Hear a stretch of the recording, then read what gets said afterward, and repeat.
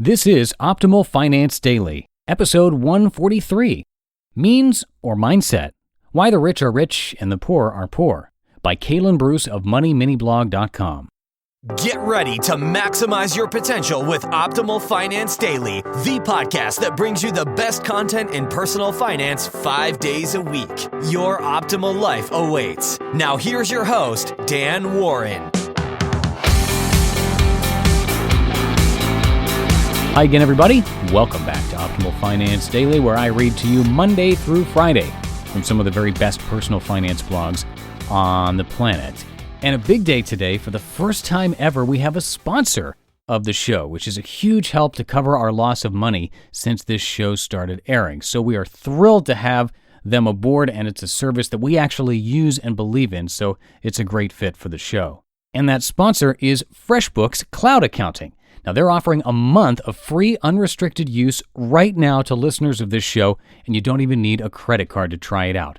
Generate invoices, track your expenses, and more. Just head on over to freshbooks.com/finance and enter Optimal Finance Daily in the How Did You Hear About Us section.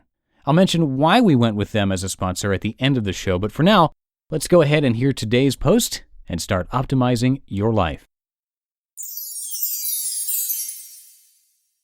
Means or Mindset? Why the Rich Are Rich and the Poor Are Poor, by Kalen Bruce of MoneyMiniBlog.com. The rich keep getting richer, and the poor keep getting poorer, right? You've heard that 1,000 times. It's not fair, is it? Some people just can't get a break. Well, that may be true, but it's not that simple. So why are some people rich and others poor? Why do some poor become rich while some families stay poor for generations? The means to make it work. Here's the cold, hard truth. Money rarely solves money problems. Why? Because money isn't the problem. Money is almost never the problem. I understand that people are in poverty for plenty of reasons, and the last thing I want to do is make broad generalizations. That being said, people who stay in poverty often stay there for one main reason, and it's just not their means. Sure, they may not have the means to pay off all their debt. They may not have the means to invest monthly, but their means are not the problem. What happens to most lottery winners? What happens to many professional athletes after they retire? They go broke or close to it. Sports Illustrated reported a study that showed 60% of NBA players are broke within 5 years of leaving the game, and 78% of NFL players go broke eventually after leaving the game. Why? Well, there have been numerous studies to figure out why, but here is the gist of what those studies reveal. In all of the training camps, weightlifting sessions, and strategy videos, the players are taught all about the game and taught nothing about how to handle the money they earn from the game. Professional athletes feel like they have to live up to a certain high standard. Once they leave the game and stop earning the money, that same lifestyle cannot continue to go on. Going back to the lottery winners who go broke, what happens there? It's simple. No matter how much money you win, inherit, or earn, if you don't change your mindset and properly handle the money will leave you. It could be months, years, or even decades, but eventually the money will run out if you don't change your mindset. The mindset to make it work. But what about the broken homes, the heartaches, and the emergencies that arise and either keep people in poverty or send them into poverty? All of that happens. It can't be ignored. However, there's an important lesson here. Anytime you use your situation as an excuse, you're shooting yourself in the foot. It may be the greatest excuse in the world, and it may be legitimate, but it's only hurting you. Excuses don't change your life. They keep you living the same life you were living. They just make you feel like it's okay to live that way. The majority of the Forbes 400 list of the richest people in the world are self-made. Many of them came from poverty-stricken homes and became billionaires. How does this happen? Mindset. The first change must be in your mindset. Even after a severely difficult financial disaster, you must make sure your mindset is where it needs to be. Countless people come back from the worst of disasters to completely rebuild their life and often become millionaires or better. This would be a great place to insert a motivational quote like, "If they can do it, you can do it too." But I won't do that to you. Oh wait, I guess I already did. What does it mean to change your mindset? It's easy to tell someone to change their mindset. Change your mindset and you can change your life, right? I think so, but that doesn't explain how to change your mindset or what to change it to. I'm going to get really practical here. Here is exactly what I mean when I say change your mindset. Stop feeling sorry for yourself. Stop negative self-talk and negative talk in general. It helps no one. It only helps you feel sorry for yourself.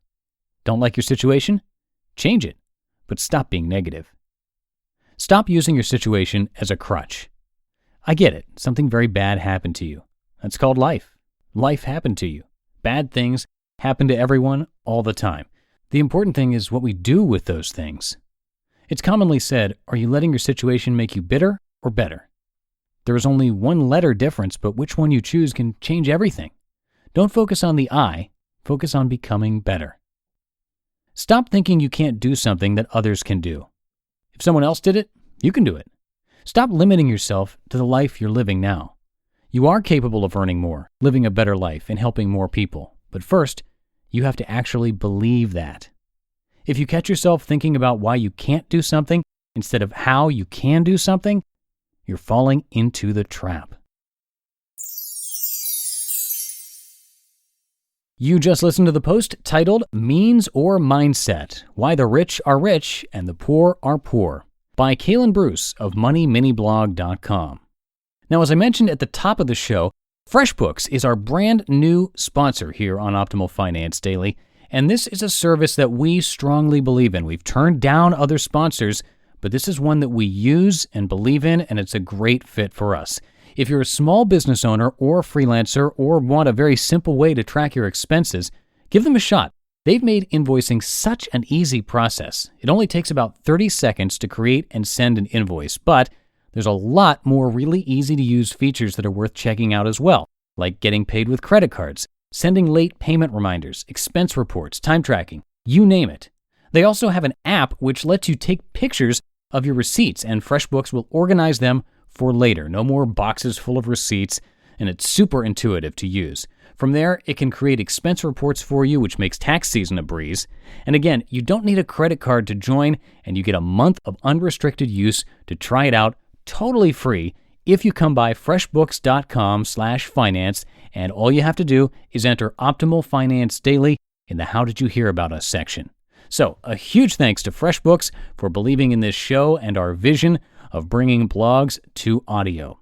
And tomorrow we'll be hearing from Jay Money of Budgets Are Sexy, so stay tuned for that, where your optimal life awaits. You've been listening to Optimal Finance Daily. Be sure to hit the subscribe button to stay up to date on each new episode, and head to oldpodcast.com, that's OLDpodcast.com, for a free gift as well as more actionable tips and resources to help you maximize your potential. Thanks for joining us, and remember, your optimal life awaits.